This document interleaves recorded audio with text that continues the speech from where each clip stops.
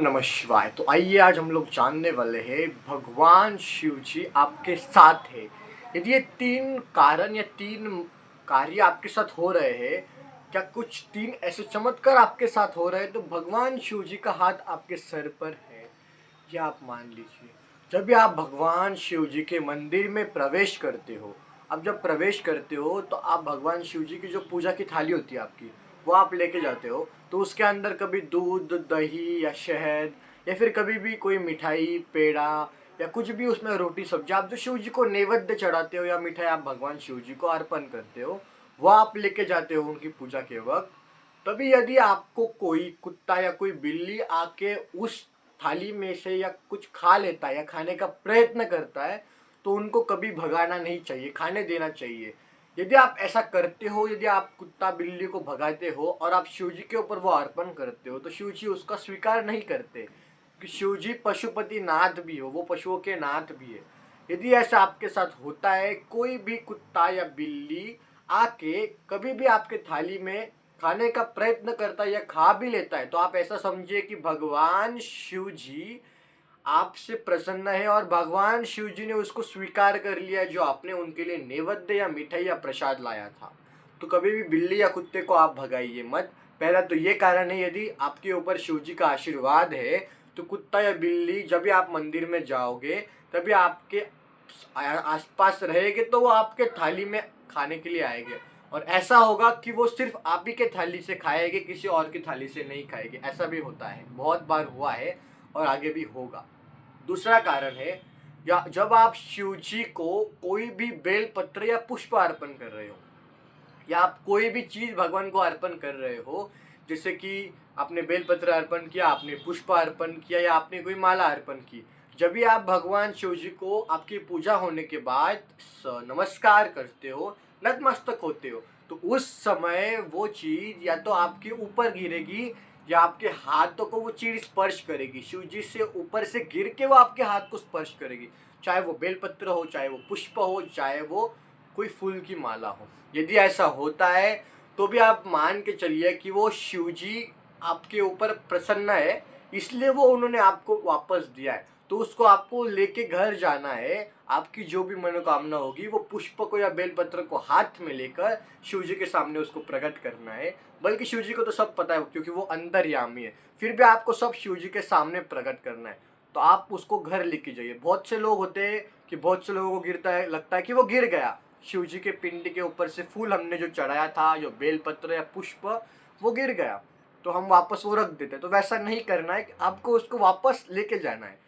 या फिर आप भगवान को कोई पुष्प अर्पण भी नहीं करते हो, फिर भी किसी और ने अर्पण किया हुआ पुष्प आपके ऊपर से गिर जाए, ये भी उस वही बात होती है कि आपके ऊपर शिव प्रसन्न है और आपको वो भी बेलपत्र या पुष्प घर ले जाना है। बस जब आप बेलपत्र को या पुष्प को घर ले जा रहे हो, उस वक्त आपको मंदिर के दान पेटी में मात्र आपको 2 रुपए या 5 रुपए आपको डाल देने, क्योंकि वो दूसरे ने चढ़ाया हुआ पुष्प था और शिव जी ने वो आपको दिया है।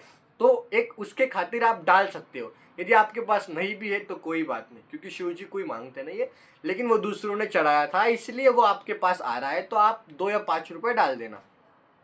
तीसरी बात, जब भी आप शिव जी के मंदिर में जाओ, मंदिर में जाते समय कभी आपके हाथ से लोटा का जल, जो जल होता है लोटा के अंदर का, वो जल यदि कभी गिर गया, कभी भी गिर गया, आप जब भगवान को चढ़ाने से पहले वो गिर गया, तो उसको अशुभ ना माने, उसको ये ना माने। क्योंकि आपका जल तभी गिरता है जब आपके आजू या बाजू में कोई शिव की शक्ति होती है, वो आपको स्पर्श करके जाती है, वो आपको ये करके जाती है, वाइब्स होते हैं वैसे, तो वो गिरता है। और वो अशुभ नहीं मानते कि ये गिर गया तो अशुभ है, वो शुभ मानते। तो कभी ऐसा आपके साथ हुआ तो ऐसा ना मानिए कि भगवान ने एक्सेप्ट नहीं किया, भगवान ने एक्सेप्ट किया और भगवान ने खुद आके एक्सेप्ट किया। क्योंकि मंदिर के अंदर कभी भी कोई भी नकारात्मक ऊर्जा प्रवेश नहीं कर सकती, सकारात्मक ऊर्जा ही प्रवेश करती है। तो वो ऊर्जा के कारण वो गिर सकता है, बहुत बार गिरता है और बहुत बार गिरेगा भी।